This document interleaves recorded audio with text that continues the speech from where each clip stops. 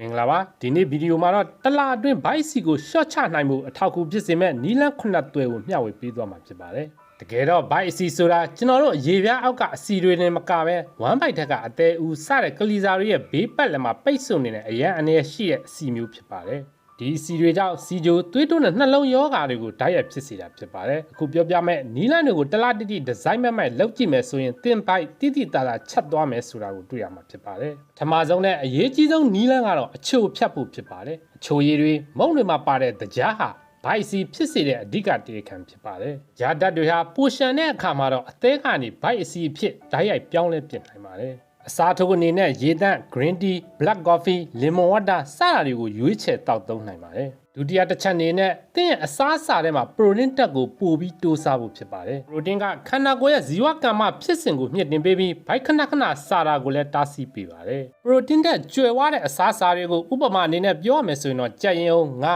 ဥမျိုးပဲမျိုးတို့ဖြစ်ပါတယ်နောက်တစ်ချက်ကတော့ fiber ကအမြင့်တက်ပေါင်မှုများတဲ့အစားအစာတွေကိုစားပေးရမှာဖြစ်ပါတယ်အမြင့်တက်ဟာအစာကြေးခြင်းကိုနှေးစေပြီးဘိုက်ဝစေတဲ့အတွက်စားတောက်မှုပမာဏကိုလျော့ကျစေနိုင်လို့ဖြစ်ပါတယ်ဒီစားစာတွေကတော့ဟင်းသီးရွက်နဲ့တစ်သီးဝလံတွေအပြင်အုပ်ဆန်လုံးညိုတို့ဖြစ်ပါတယ်နောက်တစ်ချက်ကတော့အေးဝဝအိတ်ဖို့ဖြစ်ပါတယ်အေးပြတ်တဲ့အခါခန္ဓာကိုယ်ကအစာစားခြင်းစိတ်ကိုဖြစ်စေတဲ့ဟော်မုန်းပိုထွက်လာပြီးဘိုက်အဆီကျဖို့ခက်ခဲသွားစေနိုင်ပါတယ်တိတ်ပံနိကြလေးလာမှုတွေရညဘက်9နာရီအောက်ပဲအိတ်တဲ့သူတွေဟာ9နာရီထက်ပိုအိတ်တဲ့သူတွေထက်ဘိုက်အဆီပိုမိုစုဆောင်းမိတတ်ကြပါတယ်ဒါကြောင့်တနေ့ကိုအနည်းဆုံး9နာရီကနေ10နာရီထိနှစ်ချိုက်အိပ်ပျော်အောင်ဂရုစိုက်မှာဖြစ်ပါတယ်။ပြင်စမအချက်အနေနဲ့တနေ့ကိုမိနစ်30လောက်လေ့ကျင့်ခန်းလုပ်ပေးရမှာဖြစ်ပါတယ်။ဥပမာလမ်းမြန်ရှောက်ခြင်း၊စပိန်စီးခြင်း၊ကြိုးခုန်ခြင်း၊ရေကူးခြင်းစတာတွေကိုပြုလုပ်နိုင်ပါတယ်။နောက်တစ်ချက်ကတော့စိတ်ဖိစီးမှုရှော့ချဖို့ဖြစ်ပါတယ်။စိတ်ပူပန်မှုတွေများတဲ့အခါမှာတော့ခန္ဓာကိုယ်ကနေကော်တီဆိုဟော်မုန်းထွက်လာပါတယ်။ဒါကြောင့်စိတ်ဖိစီးမှုများတဲ့အခါမှာတော့တချင်နာထောင်တာတရားထိုင်တာအသက်ရှူလေ့ကျင့်ခန်းလုပ်တာမျိုးတွေကိုလုပ်ပေးနိုင်ပါတယ်။